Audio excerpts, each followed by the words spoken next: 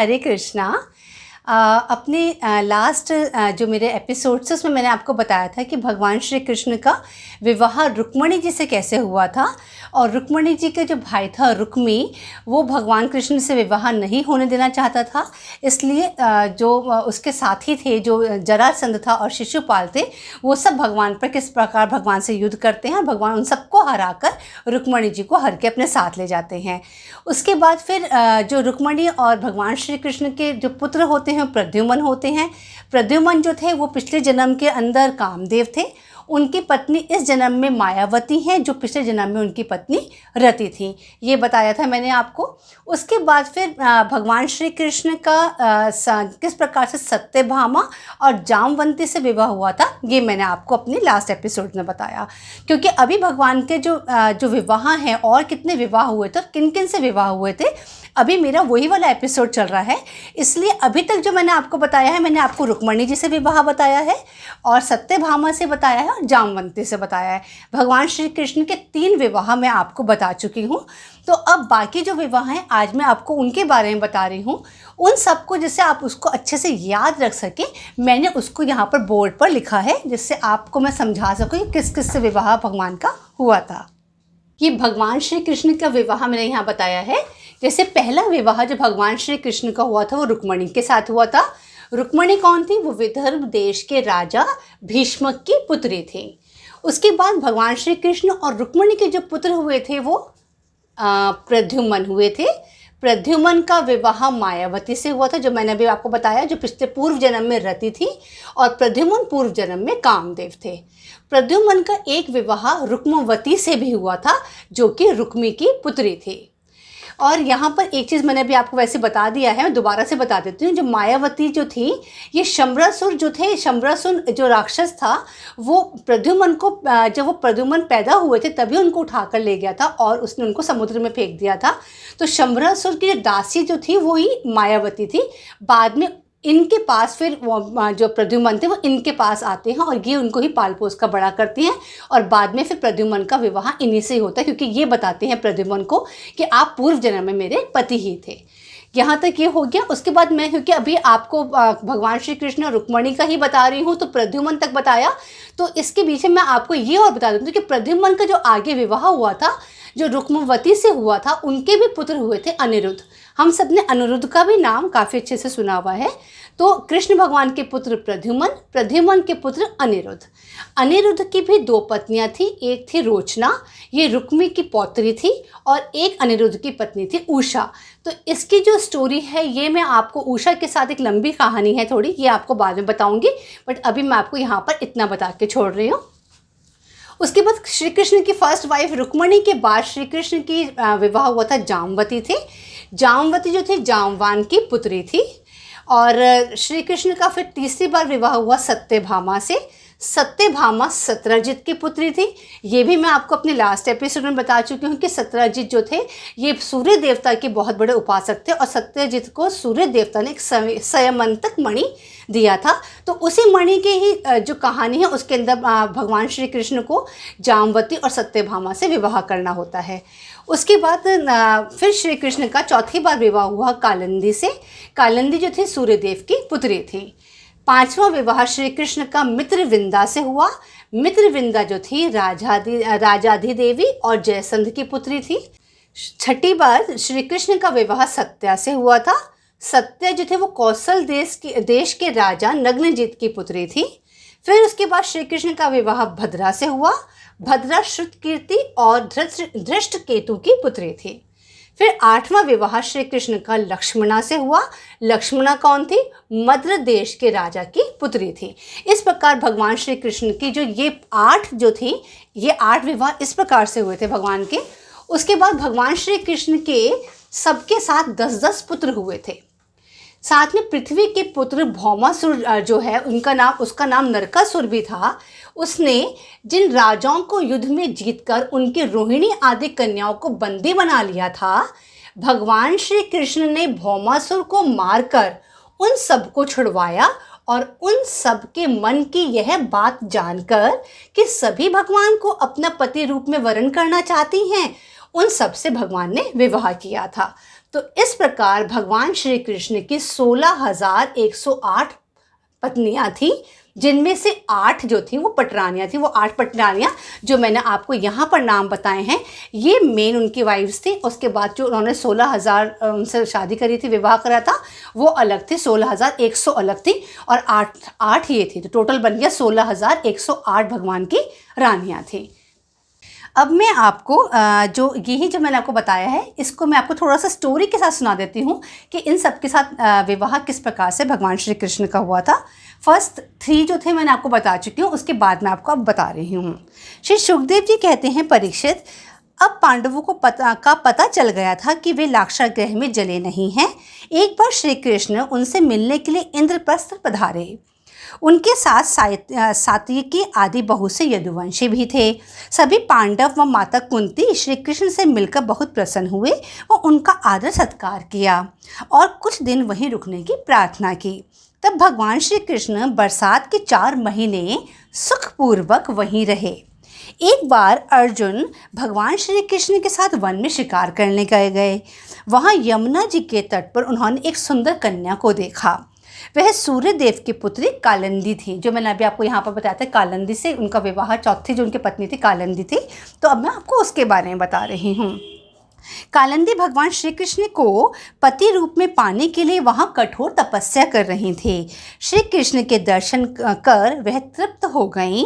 भगवान ने कालिंदी की इच्छा अनुसार उसको अपने रथ पर बिठा लिया व जब कुछ समय पश्चात वे वापस द्वारका गए, तब वहाँ जाकर विधि पूर्वक उन्होंने कालिंदी का पाणी ग्रहण किया। जब तक श्री कृष्ण इंद्रप्रस्थ रहे, तब तक कालिंदी युधिष्ठिर के महल में ही रहती थी।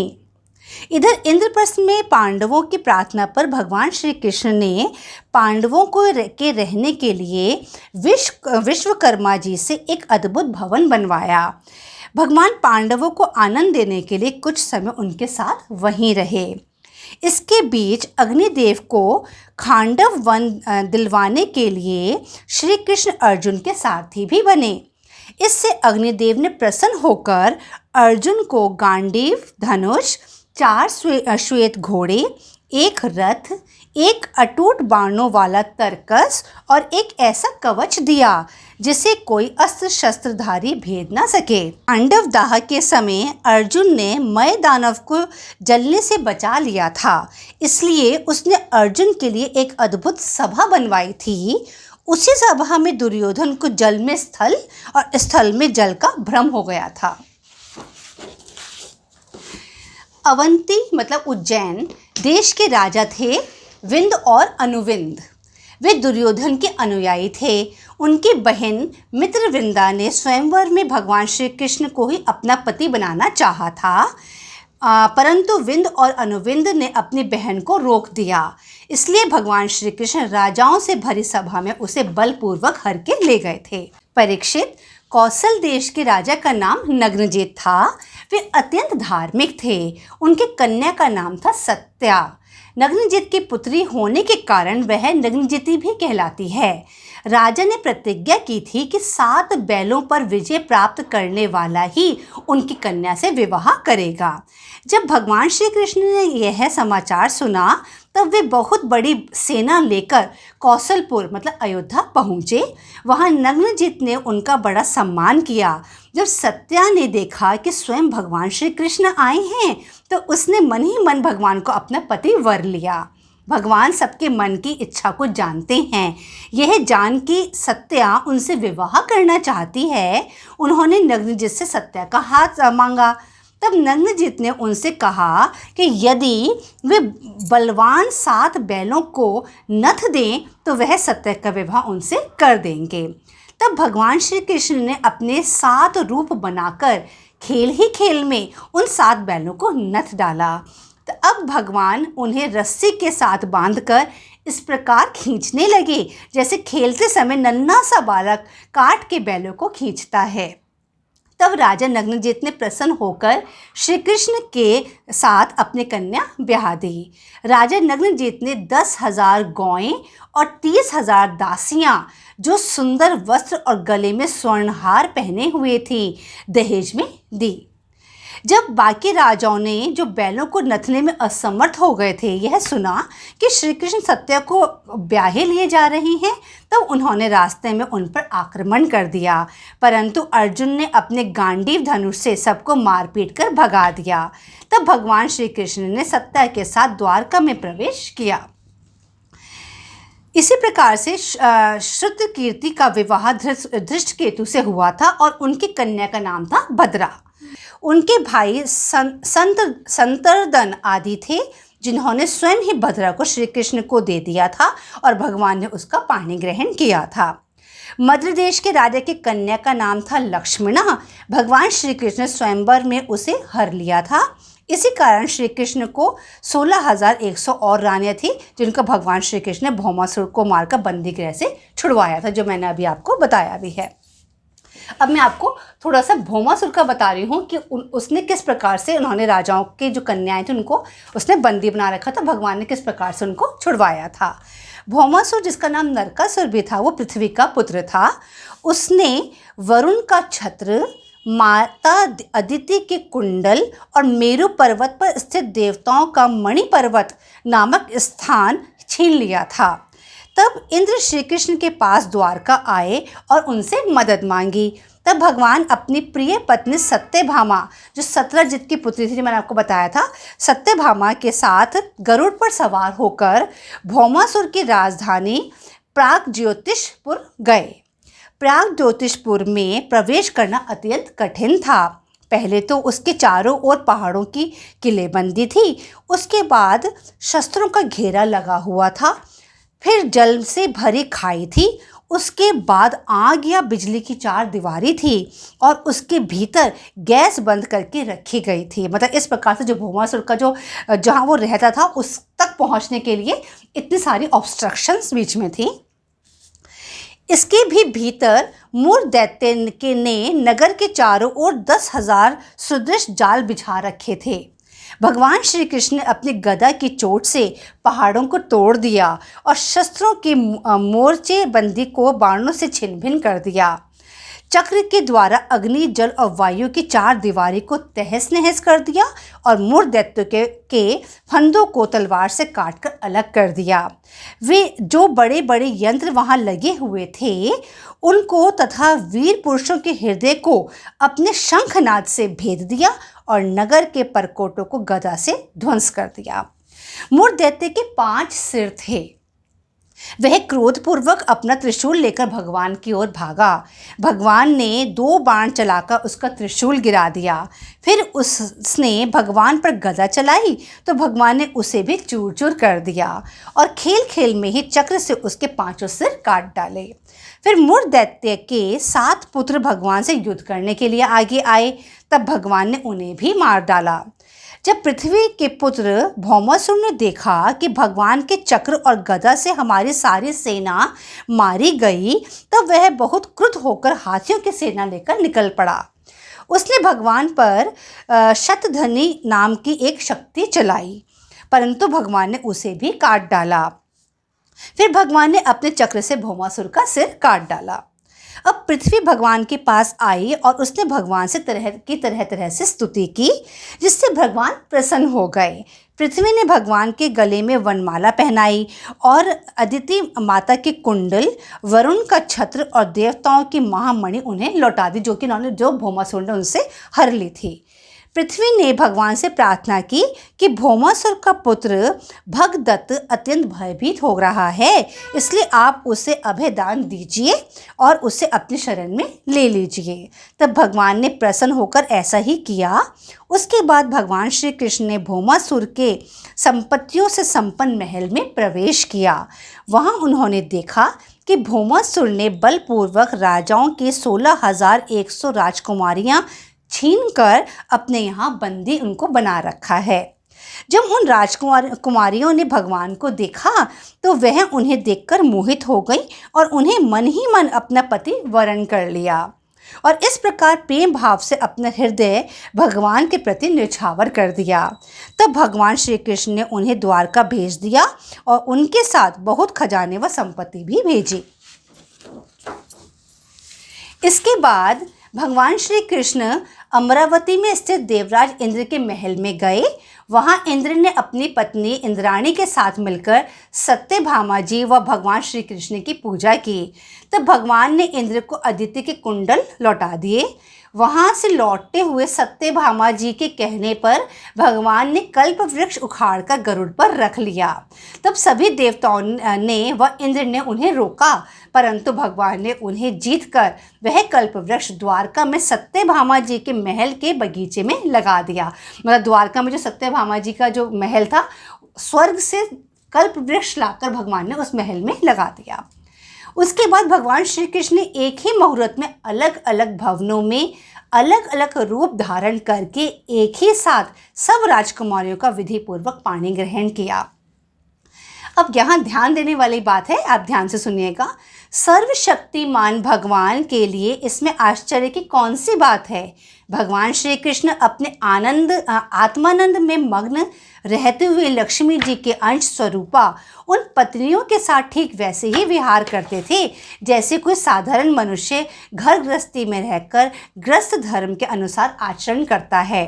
सभी पत्नियां भगवान को अलग अलग अपने महलों में श्रेष्ठ स्थान पर बिठाती, उत्तम सामग्रियों से उनकी पूजा करती, पान लगाकर खिलाती, पाँव दबाती, पंखा झड़ती, इत्र व चंदन लगाती, फूलों के हार पहनाती, केश संवारती, सुलाती और अपने ही हाथों भगवान की सेवा किया करती थी।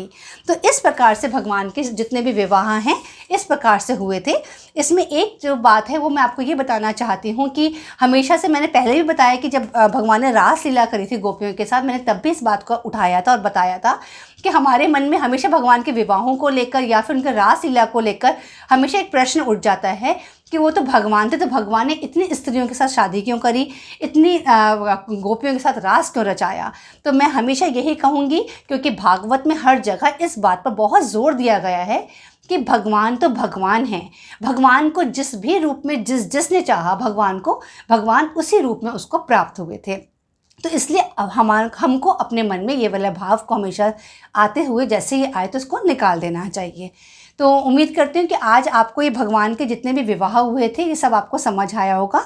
और अब अपने आने वाले एपिसोड के ना मैं आपको जो अनिरुद्ध का जो विवाह हुआ था और अनिरुद्ध जो मतलब प्रद्युम्न का जो पुत्र अनिरुद्ध था उसका विवाह कैसे हुआ था वो मैं आपको थोड़ा सा बताऊँगी। तो यहाँ पर भगवान श्री कृष्ण के जो विवाह हैं यहाँ पर समाप्त हो गया है। और अब समय है विष्णु कोश का। आज विष्णु कोश में मैं आपको मेरू पर्वत के जो आसपास जो और पर्वत हैं, वैसे तो मेरू पर्वत के आसपास जो बहुत पर्वतों की श्रृंखला है वो 20 पर्वत हैं और बहुत सारे और उनके रेंजेस आगे हैं जिसकी मैं पहले वीडियो बना चुकी हूँ। बट आज विष्णु कोश में क्योंकि मैं सिर्फ थोड़ा सा आपको याद दिलवाना चाहती हूँ, इसलिए विष्णु कोश के अंदर मैं आपको सिर्फ वो वाली बात बता रही हूँ जो आप आसानी से याद रख सकें। इसलिए जो मेरू पर्वत मैंने आपको बताया था, मेरू पर्वत के आसपास 4 पर्वत ऐसे हैं जो मेरू पर्वत की आधारभूत धुनियाँ कहलाते हैं। तो मैं आपको विष्णु कोश के अंदर उन 4 पर्वतों के बारे में बताऊंगी। 2 पर्वत मैं आज बताऊंगी जिससे आप याद रख सकें और 2 पर्वत मैं फिर अपने नेक्स्ट एपिसोड में बताऊंगी। तो जो मेरू पर्वत है उसकी जो 4 आधारभूत जो पर्वत हैं उनके नाम हैं एक तो है मंदराचल पर्वत, एक है मेरू मंदर पर्वत, एक है सुपार्श्व पर्वत और एक है कुमुद पर्वत। ये 4 पर्वत है। आज मैं आपको 2 के बारे में बता रही हूँ, मंदराचल पर्वत और मेरू मंदर पर्वत। मंदराचल पर्वत के बारे में क्या है? मंदर पर्वत पर 11 योजन ऊंचा देवताओं का आम वृक्ष है। इससे अमृत के समान स्वादिष्ट फल गिरते हैं जो मीठे लाल लाल रस में परिणत होकर अरुणोदा नाम की नदी बन जाते हैं। यह नदी मंदराचल से गिरकर, ये मंदराचल पर्वत से ये नदी जब गिरती है ये इलावत वर्ष के पूर्वी भाग को सींचती है। श्री पार्वती जी की अनुचरी यक्ष पत्नियां इस जल का सेवन करती हैं जिससे उनके अंगों से निकलने वाली सुगंध 10-10 हज़ार योजन तक सारे देश को सुगंध से भर देती है। ये हुआ मंदराचल पर्वत के बारे में। दूसरा है मेरू मंदर पर्वत। मेरू मंदर पर्वत पर जामुन के वृक्ष से हाथी के समान प्रायः बिना गुठली के फल गिरते हैं जो जम्बू नाम की नदी में परिणत हो जाती है और इलावत वर्ष के दक्षिणी भाग को सींचती है। इस नदी के दोनों किनारों की मिट्टी उस रस से भीगकर जब वायु और सूर्य के संयोग से सूख जाती है, तब वह देवलोक को विभूषित करने वाला जम्बूनद नाम का एक सोना बन जाती है। इसे देवता और गंधर्व अपनी तरुण स्त्रियों सहित मुकुट, कंगन और करधनी आदि आभूषणों के रूप में धारण करते हैं। मतलब जामुन का वृक्ष जब नदी बहती है, उनके रस से फटकर नदी बहती है, उस नदी का जब मिट्टी से संयोग होता है और वायु से संयोग होता है, और जब वो मिट्टी सूख जाती है तो वो जम्बूनद नाम का सोना बन जाती है। और उस सोने से ही जितने भी देवता हैं वो अपने और अपनी स्त्रियों के आभूषण उनके बनते हैं। तो ये दोनों जो मेरू पर्वत के जो आधारभूत ध्वनियों में 2 पर्वत मैंने आपको आज बताए हैं। इनकी डिटेल्स जो मैंने आपको बताई हैं बहुत इंटरेस्टिंग है, आप इनको बहुत अच्छे से याद रखिएगा। बाकी 2 पर्वत अपने आप को मैं नेक्स्ट एपिसोड के अंदर बताऊंगी। उम्मीद करती हूँ आज का एपिसोड आपको बहुत इंटरेस्टिंग लगा होगा। नेक्स्ट वीडियो में दोबारा आपसे मिलती हूँ, तब तक के लिए हरे कृष्णा।